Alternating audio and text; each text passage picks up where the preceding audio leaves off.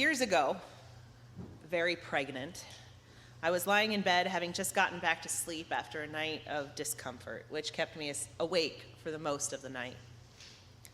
It was quiet. My husband was sleeping soundly next to me, and the dogs were unmoved. But something woke me. And this time it wasn't the sciatica pain or the unholy heaviness of my legs, which made moving them a Herculean effort. My body was angry at its lack of rest, and now having been woken up for no apparent reason. But my mommy senses were tingling. I heaved myself out of bed and into the hallway. I turned my head to see my 3-year-old standing at the sink. Rays of the early morning sunlight coming through the bathroom window. She was standing on tiptoe at the step stool, leaning over. And then I noticed the water everywhere. The sink was full. Water was spilling down the sides of the sink and onto the tile floor. I ran to the faucet, turned off the water, turned to my cherub-faced child and said, "What are you doing?" She looked at me and said, "I'm gonna go swimming." I stood confounded, unable to process what I found myself in. I unclogged the sink, for she had stuffed a toy in there, and the water began to drain. And the water on the floor was maybe about 1 centimeter high, and maybe more, but the lip at the doorway did its job of keeping the water from going out into the carpeted area of the hallway. But if I had waited seconds longer, it would have definitely flooded the carpet. "Baby," I said, "we can't go swimming in a bathroom. Bathrooms aren't made for that." She pouted, disappointed. "It would have been fun." I nodded. It would have been. I tell this story because our imaginations give us both the best and the worst ideas. And 3-year-olds manage to do that the best, better than anyone else. And they have just enough working understanding of the world around them to put into action that which they imagine. It's why 3-year-olds are exhausting. But when you step back and look at the world around us, so much of it comes from this beautiful gift of imagination. It is the creative spark of the human spirit. It's how we have built magnificent works of engineering and architecture, buildings that scrape the sky, rockets that take us to the moon, telescopes that show us the impossible magnitude of space, technology that enables us to talk to people across the globe. It's how we've created art and written stories and songs and poems that have confronted us, empowered us, challenged us, comforted us, and given us insight to others' perspectives and experiences. It's how we've built systems of government, law and order, programs to benefit the good, the greater good. And while our imaginations have given us some pretty amazing things, they have also led to some horrific ones, like war and genocide, Holocaust. These came from the same creative spark of imagination, though rooted in greed or fear. When we are afraid, our imaginations can run wild, creating monsters that aren't there, much like how a 3-year-old might imagine a monster underneath their bed. The unknown of the darkness, stimulating a response in the mind, creating more fear.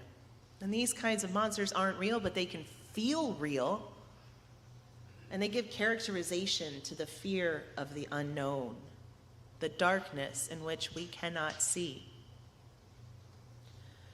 Years ago, I served on the board at the UU Reston Church, and we were each asked to place an item on our table to remind us of what grounds us in our leadership and our faith. A woman I served with had a frame that said, "Don't believe everything you think." It's a good saying. Our minds have all kinds of thoughts, many of which are based on perception. What we perceive to be true is so often so far off the mark, it's incredible. Like swimming in a bathroom. Some ideas just don't hold water. Our perceptions can lead our imaginations to some very interesting places, especially in our attempts to understand the world around us. We have attempted to answer big questions like, why are we here? What happens after we die? How did we get here? God, God's divinity, still small voice, creative power of the universe. These are just a few of the ways we have expressed as a people a hope for understanding these big questions. The way we think about God is really the greatest audacity of our imaginations. God is the word we have given to explain the unexplainable. Based on our limited perceptions and on all that we don't understand, in the darkness under our beds, we have created answers. And some of us have created a God who will judge us, who obliterates our enemies, and will redeem those who believe in him. Some of us see God as one who would become human and give his life in order to save his fallen children from the eternal torments of hell. There are others who see God as a liberator, a chain breaker, a way finder for the lost, or as one with a special tenderness and hope for the poor and oppressed. There is the way I think about God, which is as a process or as a movement that is all around us, which we can reach out to and with which we can participate to make the experience of life more meaningful and more loving. There are multiple versions of God just in the Judeo-Christian traditions alone. Meister Eckhart, a 14th century theologian, once preached the words, "I pray God to rid me of God." Elizabeth Johnson, a Catholic theologian, asks, why would you want to eliminate God the way you rid your house of termites? Because, she says, Meister Eckhart thought the narrow, puny notions of G-O-D many people carry around in their imaginations are both unworthy of God and damaging to the human spirit. Damaging to the human spirit. Bad theology has caused so much damage throughout history, including justifying slavery, condemning consenting love between adults, and casting women as not much more than meat for men and their children to consume. And as far as we have come, we are still nowhere near shedding these insidious, maliciously formed ideas which hold people down and elevate the powerful. And I am enraged.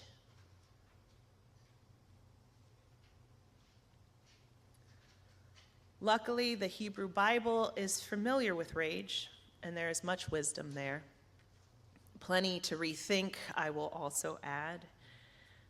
And if you want a feminist perspective, I highly recommend the book Standing Again at Sinai by Judith Plaskow, where she imagines women were present during the writing of the Torah and whose perspectives were incorporated, not just written as peripheral characters in men's lives. But the Hebrew Bible is full of imagination. There's the apocalyptic literature in the book of Daniel, the wisdom literature made up of the book of Job, Proverbs, and Ecclesiastes. It's just bursting with allegory and metaphors to help a struggling people to deal with the difficulties of their lives. The Psalms and the book of Lamentations are ripe with revenge fantasies of a wronged and angry people. And the prophets are defined by the use of their imaginations to call out the injustices they witnessed in their time and demand better from their people for a brighter future. The Hebrew Bible is written from the perspective of an oppressed people, a people who know rage and injustice. And it is full of what Walter Brueggemann, a prolific writer and biblical scholar, calls the royal consciousness, which is the pervading worldview of the dominance of those in power who, through politics and affluence, economic affluence, not only align themselves with God, but are empowered by a God who legitimizes them and what they do.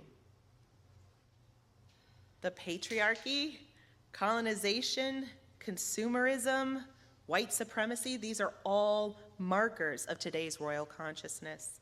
The dominant powers that pervade our everyday lives in discreet, constant, unassuming ways, along with in-your-face, freedom-taking practices like regulating women's bodies and criminalizing Black and brown people for merely existing.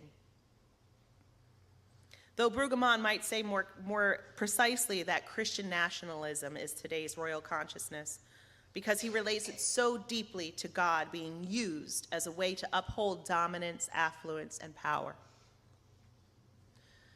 Prophetic imagination is the counter to this royal consciousness, and it has endured through millennia. Of those of us unwilling to let the horrors around us caused by fellow humans stand, prophetic imagination calls on our passions, our grief, our rage, and our knowledge of justice, and not just blind justice of the courts, but knowing what is right and what is wrong based on the deep connection to these passions and emotions that we have. Prophetic imagination is the calling out of deep injustice based on experience of anguish and a hope for a better future. I wonder, as a people of faith who hold a variety of theologies, who come together to cultivate good for goodness sake, if we might be able to imagine a power that exists in the darkness, in the unknown, that isn't a monster, that isn't vengeful, that isn't born out of greed or created out of fear, but is a power instead that moves us in a loving direction. A power that speaks to and works in partnership with the loving divine power within each one of us. A loving direction that grounds us in what we know is right and what is wrong, and gives us the fortitude to wrestle with the blurry areas and muddy waters in which we find ourselves. A loving movement in which we can exercise our prophetic imaginations to call out the wrongs and work towards a more healed and whole expression of beloved community. Because in a universe where imagination leads to so much, my greatest hope is that we can imagine a more loving way.